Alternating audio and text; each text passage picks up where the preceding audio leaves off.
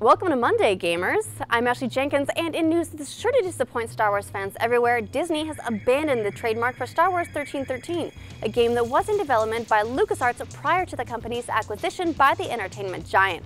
Not long after the acquisition, the game was cancelled, but details about the game that have leaked since have shown that the game was pretty late into development, raising hopes that it would be more cost-efficient to finish and release it than to completely abandon the project. Further extinguishing the dim hope that the title would eventually see release was the news in May that Electronic Arts had acquired the exclusive rights to Star Wars video games for the next 10 years, with new titles to be developed by BioWare, Visceral Games, and DICE.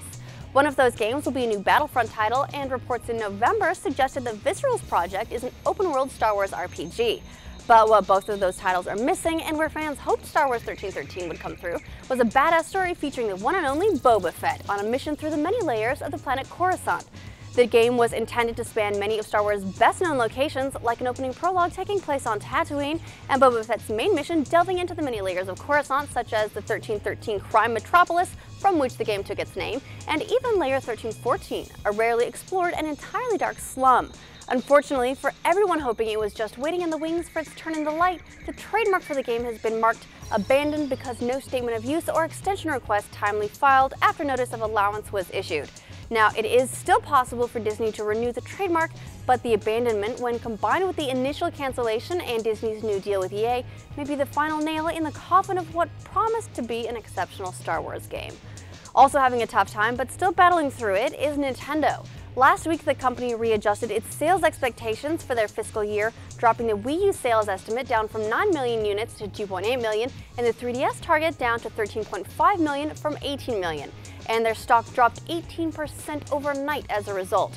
The Wii U's poor performance has drawn some comparisons to Sega's unfortunate Dreamcast, which caused that company to pull out of the console business in 2001 and focus on developing products for other platforms.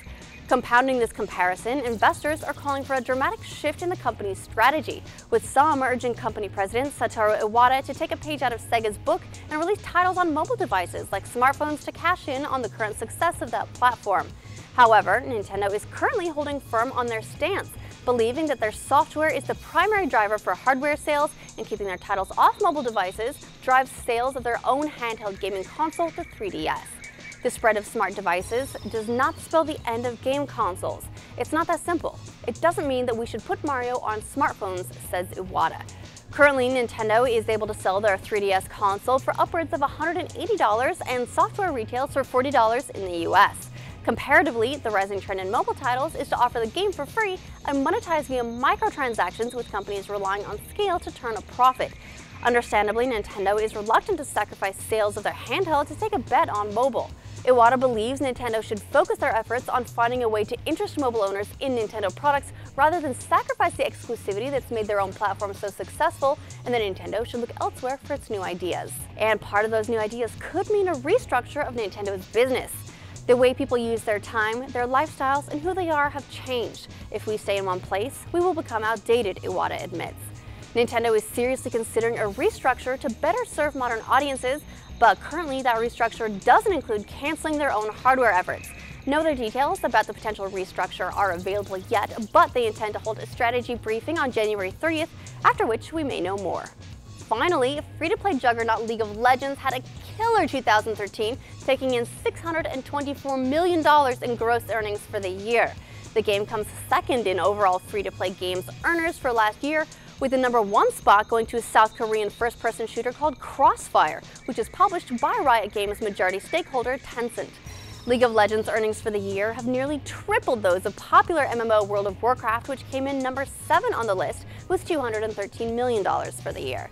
For the uninitiated, the League of Legends game itself is free to play, but offers options to purchase new champions for a nominal fee for those who don't want to spend the time playing matches to earn the points required to unlock them.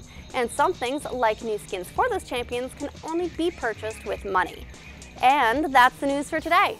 What are your thoughts on free-to-play microtransactions, especially in light of how much money companies can make from them? Shout out in the comments below and let us know. Then check out roosterteeth.com later this week for a new episode of our gaming podcast, The Patch. We have a lot to catch up on.